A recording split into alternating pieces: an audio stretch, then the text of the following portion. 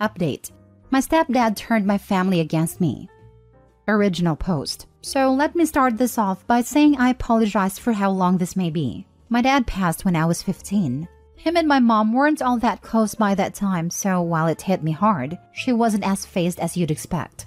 I joined the military when I was 17, and in my first year out of the house, my mom remarried.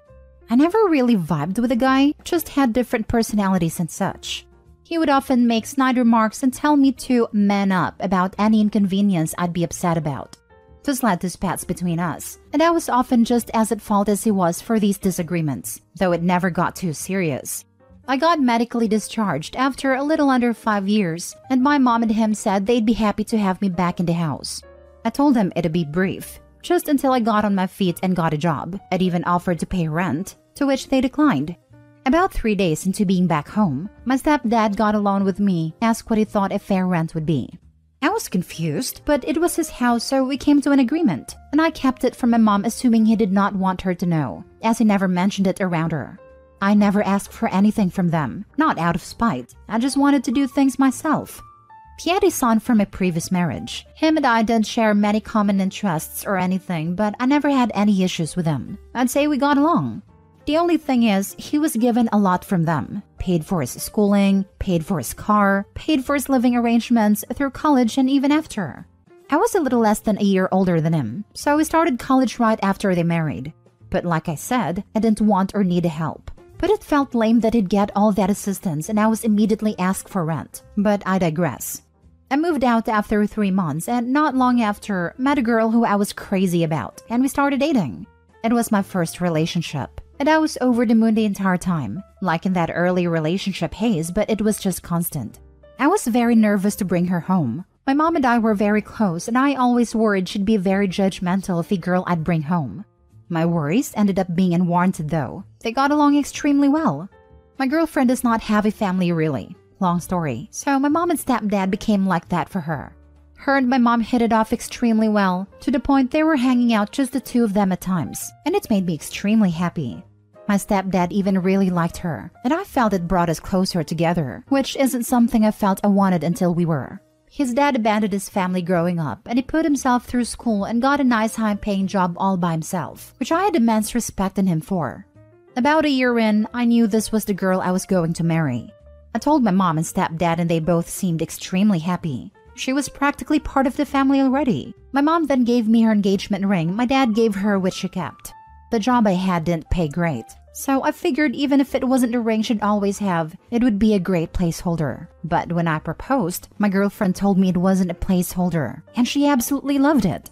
I was legitimately never happier in my life. We started wedding planning, and my mom and stepdad said they'd help take care of the finances. It was the first time they'd offered to help me financially, and it really meant a lot. Fast forward to about 3 months later, I got a call from my stepdad who said I needed to come over. Felt a bit ominous, but I went over there after work. When I got there, my mom, stepdad, stepbrother, and fiancé. I saw her on the couch and could tell she had been crying. I immediately thought someone had died and went to go sit next to her, when my stepdad stopped me. He started hitting me with accusations of me cheating on her for our entire relationship. I was puzzled and told everyone there I don't even text any women I'm not related to besides her. Apparently, some girl had gotten my fiancé's number and told her that we were sleeping together for over a year now, but she didn't know I was in a committed relationship. She sent her screenshots of alleged conversations and knew stuff about me that a random person wouldn't know. I, like a fool, couldn't see what was happening in front of me. I was stunned, saddened, and furious. I begged her from across the room to look at my phone and see I'd never done any of that. Her and my mother were both weeping and I started to cry. My stepdad called me every word he could think of and escorted me out of the house while telling me if he saw me on his property again, he'd call the police. I spent the next several weeks trying to contact them to no avail. Calls, texts, voicemails, every messaging app out there, nothing. After those weeks, I got a call from my stepdad who told me to stop trying to contact her and that I was never welcome in his house or around his family again. I tried to call my mother over this time to no avail as well. After about a month, all I got from anyone was a text from my mother saying how sad and disappointed she was. My mom didn't really have much family, so they always spent holidays with my stepdad's side. They all shunned me as well. I saw their Christmas pictures on Facebook with my ex-fiancé present and seemingly in good spirits, which crushed me. The only family I had that would talk to me at all was my dad's brother and his family. Despite that, even they all seemed wary of me too. The only one that I think truly believed me was my uncle. I don't think I'd have made it without him, honestly. He showed me what I'd been missing in fatherly love, and I've never been so grateful for anyone. About 6 months after it all, I moved away from the East Coast and settled out in California, needing to get away from it all. A little less than a year after I moved, I got a call from an area code from back home, which I rarely got anymore. I picked up, and it was my stepbrother, whom I promptly hung up on.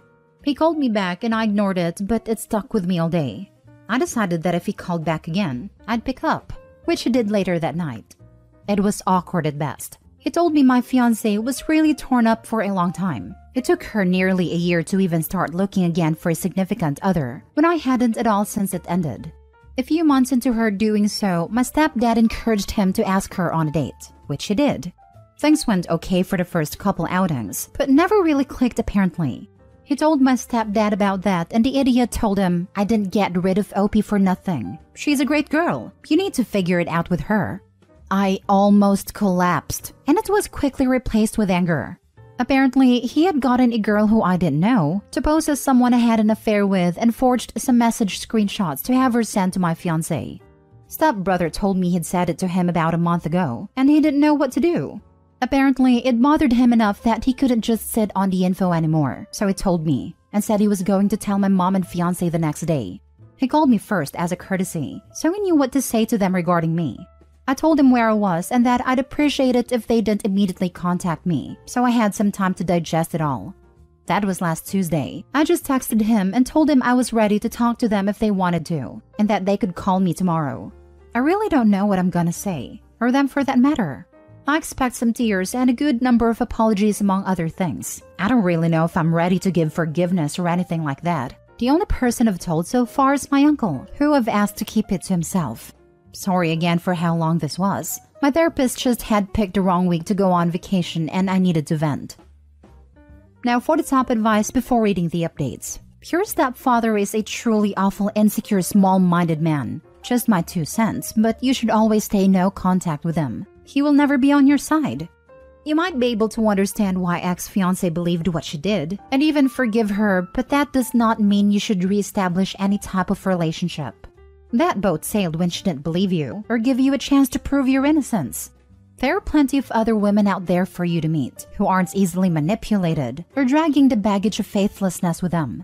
So sorry for all the pain this has caused. But as long as your stepfather is in the picture, your own life will be much happier without any of them in it. Wow, man. This sure is a lot for you to process. I'm glad everyone found out the truth now, and you have every right to take your time to rebuild the relationships that were destroyed, if that's what you want to do. I highly suggest you start therapy too, and we would love to hear from you again. Started therapy after moving last year and most definitely have benefited from it. Now for the first update. Sorry for the delay, busy day at work and obviously a lot of other stuff on my mind. My stepbrother called me this morning and told me exactly what happened this past week. So apparently, what my stepfather said wasn't exactly what he told me. He elaborated more and said he was very careful with his words so as to not incriminate himself. Per him, heavily and very clearly implying what he did without directly saying what he did. Thing about my stepbrother is, he's much smarter than me. Instead of just walking to my mother and fiancé with that and getting into a shouting match with his dad, he took a different course that I wouldn't have thought of. He got a hold of my ex's phone and found a girl. Said it took him forever to backtrack it. He gave her a call and got her to meet him out in public. And that's where it all came to head. She was a Tinder match with my stepfather, which I think pretty clearly indicates that he had been sleeping around on my mom. That irritated me even more for obvious reasons. This girl alleges they did not sleep together. However, whether that is the truth did not matter to me. What does is my stepbrother talked to her and pulled on her heartstrings with the story and all that had happened.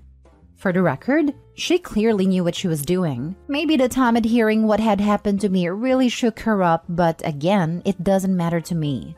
She told him what happened. $8,000 for a phone call. That was the deal. He told her what to say and supplied the pictures of evidence. She made a call and that was that. My stepbrother asked her if she could tell my mother and ex, and even offered to pay her again for the record. She agreed to do it for free, and that happened on yesterday. My stepfather is on a business trip until Wednesday, so it was the four of them there. She came in and spilled it all to my mom and ex. Stepbrother said a tear started almost immediately from all three of them. After everything, he told them I was in California and that he'd tell them when I wanted to be contacted. This was before I texted him. A little backstory for you guys to try to understand some stuff about my mother and ex-fiancé. And this is in no way defending their actions, just to help some folks understand. My mother and I were inseparable after my dad passed. We were each other's rock. When I turned 16, I began to drink to kind of dull it all a bit. I told my mom we'd spent New Year's together the year I was 16, but ended up out with my friends drunk as all hell. I got a text from my mom who spent the night alone at home, and that was when we were never quite the same. She sent me a text about how sad she was all alone, and I felt like really bad over it. I stopped drinking that day until after everything went to hell. She's the type of person to always need someone. She can't handle being alone. I think when her and my dad's love began to fade, I filled that void. And when I was growing and ended up leaving home, my stepfather filled that void. Then my ex. As I said earlier, she doesn't have a family really. She had some real trust issues due to this, along with some really nasty past relationships. Despite this, she never would talk badly about past boyfriends, which I really admired. One was physically abusive, and I consider that an obvious exception. I, despite being debilitatingly shy, have been often told that I'm cute, especially by younger girls, meaning younger than me, not children. I never liked that title, as it's not very masculine, but got over it and learned to appreciate my boyish face and how often I would blush. My fiancé is just shy of 3 years older than me. I've always preferred older girls, had never given much time or thought to the girls who seemingly liked me because they were 18 to 20.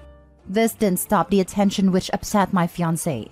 She'd often ask why I wasn't interested in these girls, why I didn't leave her for someone younger and prettier, etc. I always found her extremely attractive, significantly more attractive than me honestly, and would always reiterate that to her, and that I never cared about any other girl. Okay, sorry to get off track. That again I hope brings a little insight to why I think they did what they did and believed what they believed. Again, this is not an excuse for them, nor am I really all that understanding personally.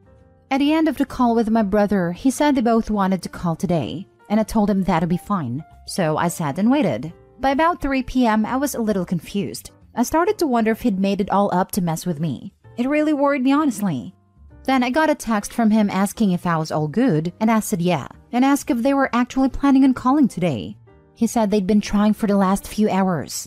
I'd blocked them both when I moved out west and forgotten. Why I didn't block him, I don't know. I'm thankful I didn't though. So I unblocked them both and got a call from my mom about 10 minutes later. First thing she said was I sounded different. I almost hung up right then. Took all I had to just say, yeah. She broke down immediately after that. I really thought I'd feel more. I'd be lying if I said I felt nothing. But the pain of it all just took hold of me more than her words. She asked if I'd gotten her texts. I said no. I guess she'd been trying to text over the last year, but I had her number blocked. If she really wanted to reach me, she could have. Maybe that's a little crappy, but I know it's true. I pretty much told her that I'd be willing to build some semblance of a relationship back with time, and she was happy with that. She also told me she was getting all her necessities out of the house before my stepfather got home, and she'd be filing for divorce immediately. I believe her too.